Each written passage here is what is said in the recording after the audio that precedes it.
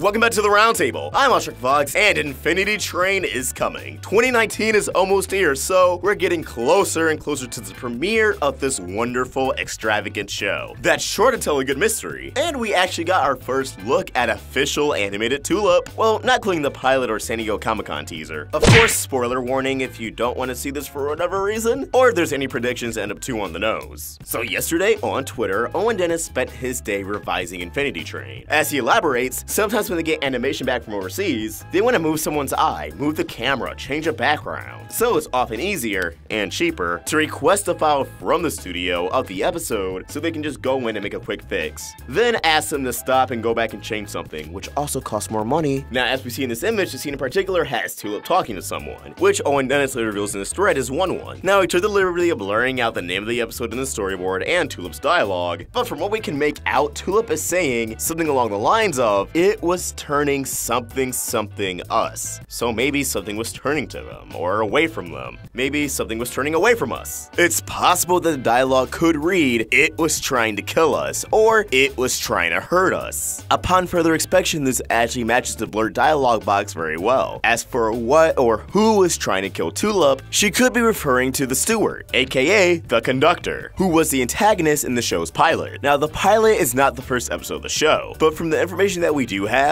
it sounds as if it'll be retold within the first few episodes. Maybe the optimistic side of 1-1 suggests that the steward isn't all that bad, that it has a greater purpose within the Infinity Train, and that it was just trying to do its job. To which Tulip responds, it was trying to kill us, it was trying to hurt us, which makes a great lick of sense. Anyways, Dennis goes on to say, and the board it made sense for Tulip to look in this direction, but after they got it back in color, they realized that because she's talking to 1-1, who is down to the left, it was odd she wasn't looking down and to the left a little bit. So he went back in and redrew her pupils. Sometimes he draws over the top of the frame in the finished MO file, and rebuilds a background from previous frames with Photoshop, since it had to be done quickly. They're always on deadlines of cartoons. Animation's tough, man, and also it's probably cheaper for the showrunner to go back in than someone like an editor, someone who handles the animatic, or whoever's finished the post-production. Trust me, he knows what he's doing. He also says every animated show you watch is filled with little Frankenstein-y fixes like this, but it's only for one frame, so no one notices. He then gives some pretty sound advice. If you're ever animating something and you're like, oh, this isn't how proper animation is done, just remember, none of it matters except how it looks in the end. He works at $1 million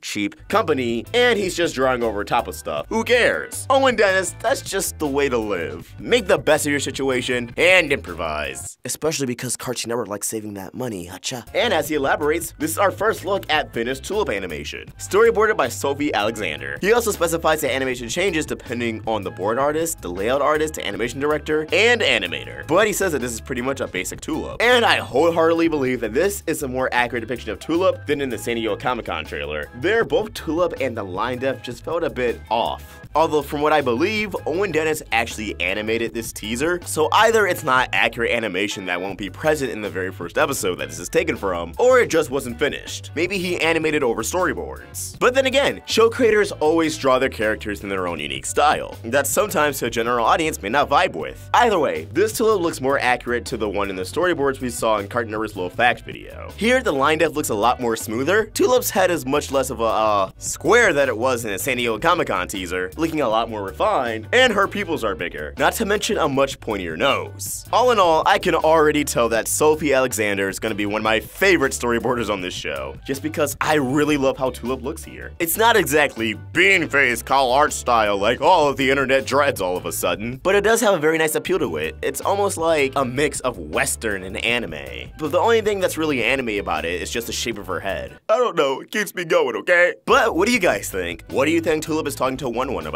How do you dig her new look? And how excited are you for Infinity Train? Oh my god, I'm so excited. Please, please, please, 2019, get here sooner than later. Get here sooner than later. Let us know in the comments below, or tweet your thoughts to me at AwestruckVox or at Roundtable Vids. We're also on Instagram. If you want to help the Roundtable grow, you can become a member of this channel or support us on Patreon. Link in the description. If you enjoyed this video, please throw it a like, share, and if you're new here, subscribe. Hit that bell for notifications to stay in the loop with all things animation. Thank you for watching, and I hope you have an awesome day. AwestruckVox, out.